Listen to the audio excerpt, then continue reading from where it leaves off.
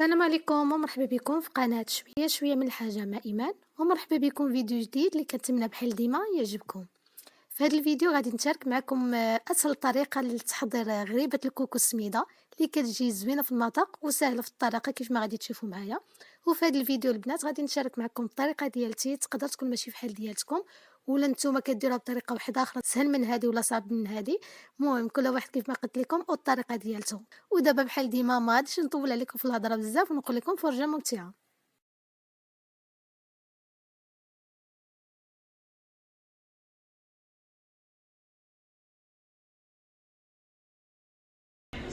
بالنسبه للمقادير ديال غريبه الكوكو السميده غادي نحتاجوا ليها 2 بيضات، نص ربع ديال زيت نباتيه، نص ربع ديال السكر كلاصي، نص ربع ديال الكوك. وبالنسبه للسميده غادي نحتاجوا ليها هنايا 150 غرام ديال السميده رقيقه، واللي ما غاديش نستعملوها كلها كتبقى على حسب الخليط، يمكن نستعملوا قل يمكن نستعملوا كثر، كتبقى. المهم بقاو معايا في الفيديو باش تشوفوني شحال غادي نستعمل. اما هاد المعلقات غادي نحتاجوا هنا معلقه ديال الدقيق، انا غادي نحتاجوا شويه ديال الملحه وشويه ديال السكر الفاني، هنايا قشور حامضه محكوكه تقريبا هنا معلقه ديال العسل، وهنايا معلقه صغيره ديال خميره الحلوه صافي. وبالنسبه للتزيين غادي نحتاجوا المزهر وسكر كلاصي. وبالنسبه للسكر كلاصي اللي استعملت هو هذا، اما الكوك فهو هذا رقيق، هاد الماركه زوينه. وبالنسبه للطريقه كيف ما غادي تشوفوا معايا ما غاديش نخدم بيديا، غادي نستعمل هاد المولينات. اول حاجه غادي نبدا بها هو البيض. كيف ما كتشوفوا البيض خاص يكون شويه كبير ما يكونش صغير، الا كان عندكم صغارين استعملوا 3.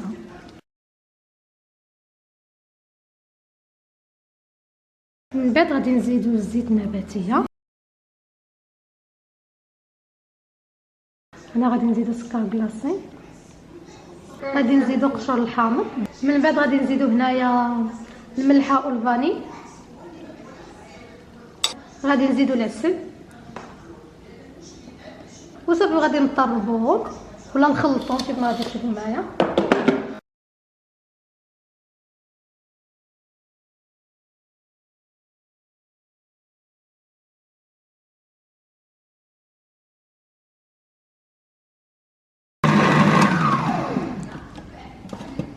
كيف ما كتشوفوا كيولي هكا.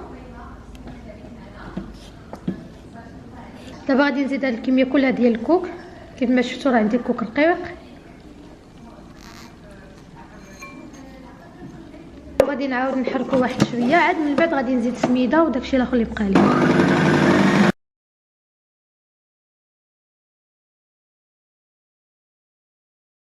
دابا غادي نزيد المعلقه ديال الدقيق، غادي نزيد هنايا نص معلقه صغيره ديال خميره الحمراء، وغادي ندير هنا غير نص كميه ديال السميده، ومن بعد الا خصات عاد غادي نزيدها.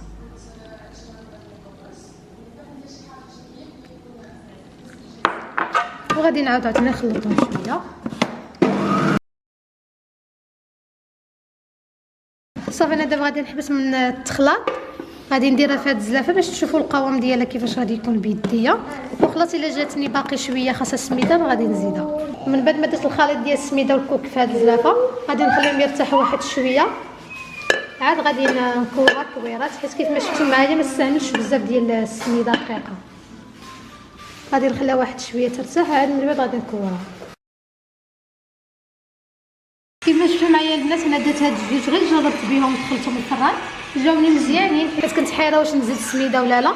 دابا جاتني مزيانين، يعني ما غاديش نزيد الخميره، غادي نبقى غاده على هاد كيما شفتوا معايا زعما في الفيديو. داك المقادير اللي درت للسميده هما اللي بقاو.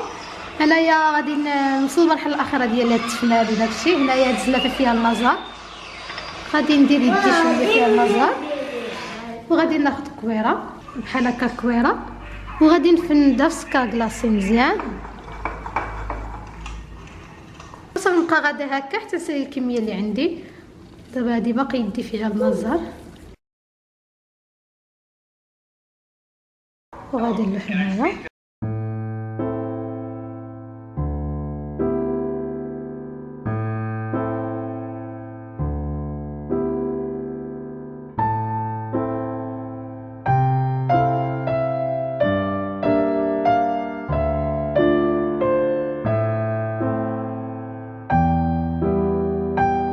صافي صافي هادو غادي نديرو مزيان بسكر كلاصي كيف ما كتشوفوا.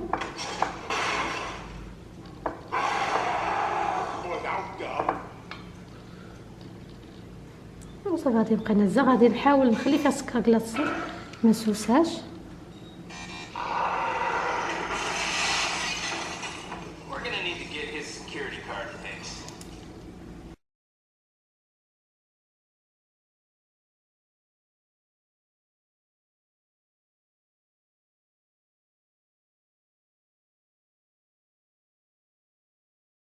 ودابا غادي ناخذ صبعي وندير عليهم الفوق بحال هكا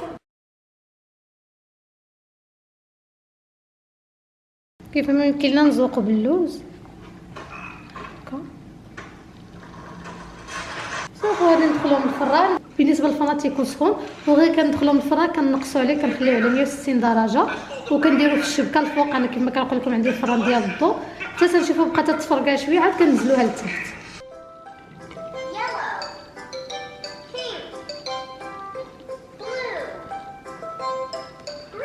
وهذا هو شكلها النهائي من بعد ما خرجتها من الفران. باقا سخونه باقا فوق اللاطه، كنخليوها واحد شويه عاد من بعد كنهزوها ونحطوها في الطبيسيل ديال التقديم. كنتمنى بحال اللي قلت لكم في الاول الفيديو تكون عجبتكم الطريقه ديالتنا وجاتكم سهله، حيت غالبا ما كنديروها في القصعه وتنبقاو نخلطوا بزاف. دابا الوقت سهلت كلشي تيتخلط دقه وحده وكتبقى نفس النتيجه.